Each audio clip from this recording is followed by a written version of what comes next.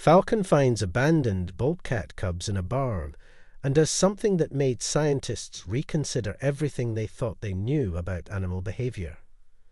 Mark Bennett had been working as a wildlife rehabilitator at the Rocky Plains Wildlife Center for over 15 years, but nothing could have prepared him for what he discovered on that crisp autumn morning.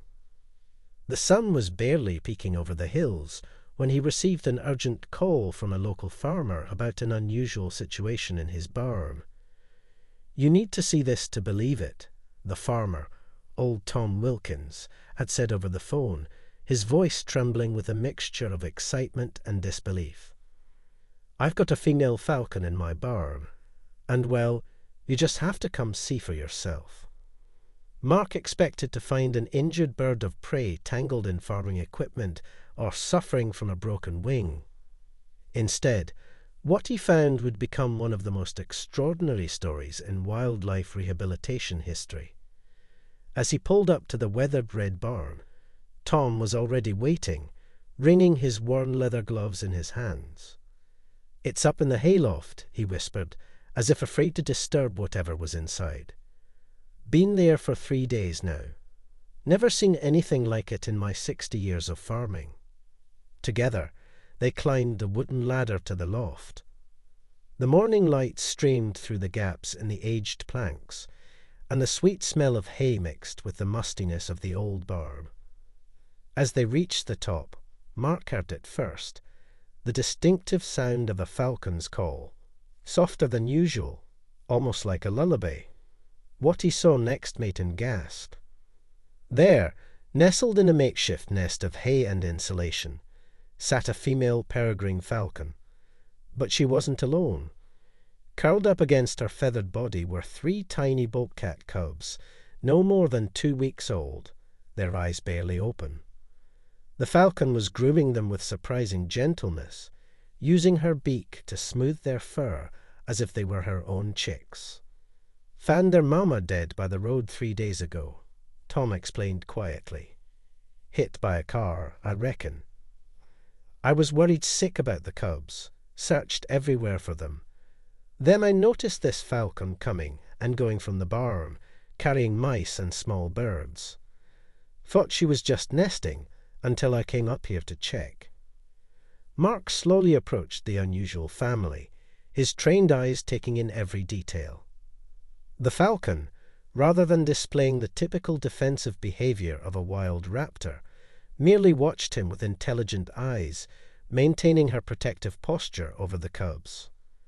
"This is unprecedented," Mark breathed, carefully documenting the scene with his phone. "In all my years of wildlife rehabilitation, I've never seen anything like this.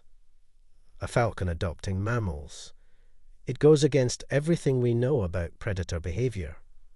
The bobcat cubs, a mix of grey and tiny fur, seemed perfectly content under their feathered foster mother. They were clean, well-fed, and showing no signs of distress. The falcon had even arranged the nesting material to create a soft, warm bed for them. "What should we do?" Tom asked, concern evident in his voice. "Should we separate them? Take the cubs to a shelter?" Mark watched as the falcon carefully adjusted her position to better shield the sleeping cubs from a draft. "No," he said firmly. "At least not yet. This is something extraordinary. We need to observe this and document it. These cubs are healthy and being well cared for. Against all odds, nature is giving us a front-row seat to something miraculous."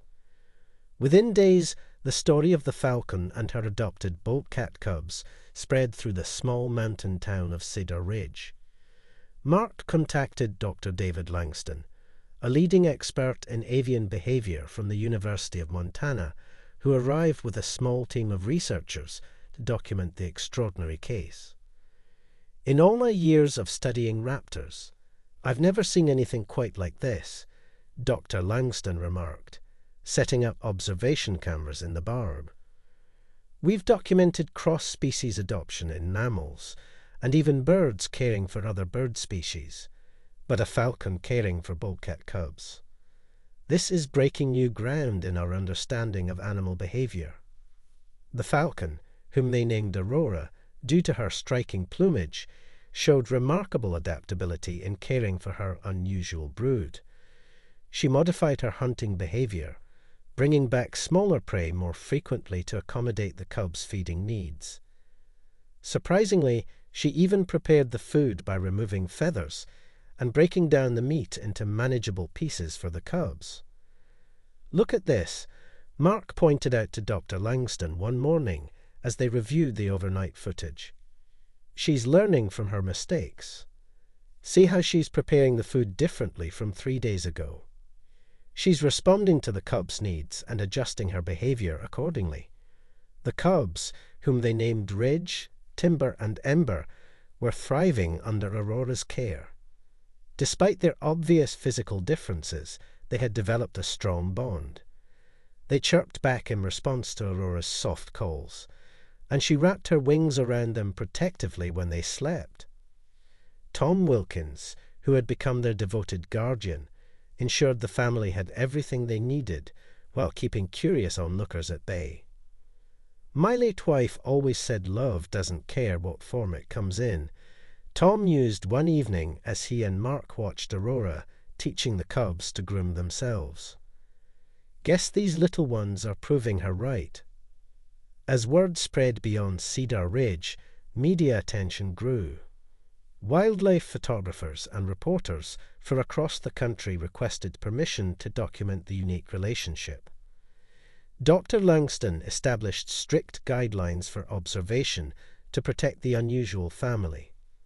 "This isn't just a cute story," he explained to his research team. "This is a unique opportunity to study cross-species bonding and adaptive behavior in wild animals. We need to maintain scientific integrity while ensuring their well-being." The researchers noted fascinating developments in Aurora's behavior. She had begun displaying a mixture of typical falcon parenting behaviors and adapted care suited to bobcat cubs. She brought food as a falcon would, but also responded to the cubs' vocalizations in ways that mimicked feline behavior. She was essentially becoming bilingual in animal behavior, Dr. Langston explained during a research briefing. "She's maintaining her natural instincts while adopting aspects of feline care. It's as if she's creating a whole new paradigm of interspecies parenting." The cubs grew more mobile as weeks passed, presenting new challenges for their adoptive mother. Their natural feline instinct to play and explore often tested the boundaries of the loft.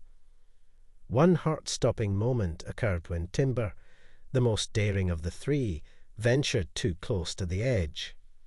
Aurora swooped down, gently grasping the cub's scruff with her beak, a behavior never before documented in falcons, and returned him to safety. "She's combining falcon aerial agility with cat-like gentleness," Mark observed. "It's as if she's creating her own hybrid parenting style."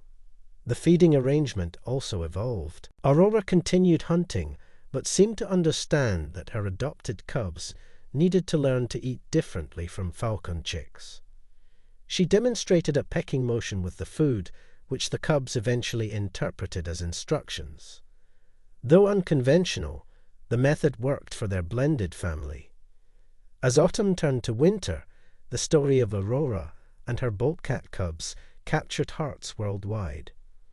Researchers documented every aspect of their unprecedented relationship, from feeding patterns to communication. Aurora had developed distinct calls for each cub, and they responded to her signals with remarkable accuracy. Ridge, the boldest of the three, often mimicked Aurora's soft vocalizations, creating a unique bridge between feline and falcon communication. What we're witnessing isn't just adaptation.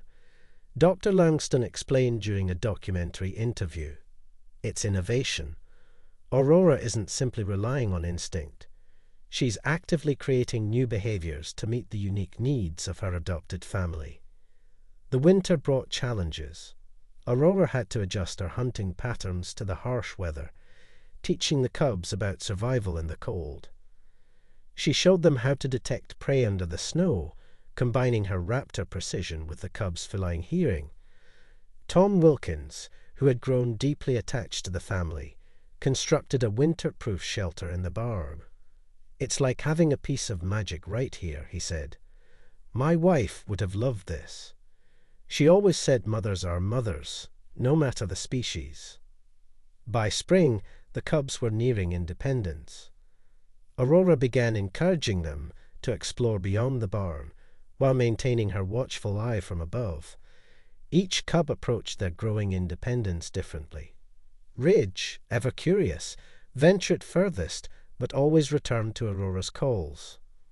Timber combined stealth with playfulness, becoming an adept hunter. Ember, the smallest, displayed an uncanny ability to predict weather patterns, often seeking shelter just before storms hit. As the cubs matured, Aurora's parenting shifted. She balanced nurturing them with preparing them for independent survival.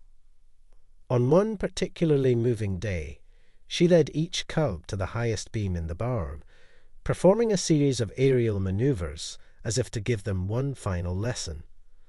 The cubs watched intently, their eyes following her every move before responding with their unique calls, a blend of feline and falcon sounds. "It's like a graduation ceremony," Mark remarked, his voice thick with emotion. "She's showing them everything she has to teach one last time." As spring turned to summer, the cubs established their own territories around the farm, but remained remarkably connected to Aurora. Together, they formed a unique family dynamic that defied nature's rules and captivated the scientific community. Aurora continued to soar above them, a watchful guardian over her unusual brood. Mark, Tom, and the researchers knew they had witnessed something extraordinary, a story that would forever change the way they understood the bonds of love and the boundaries of species.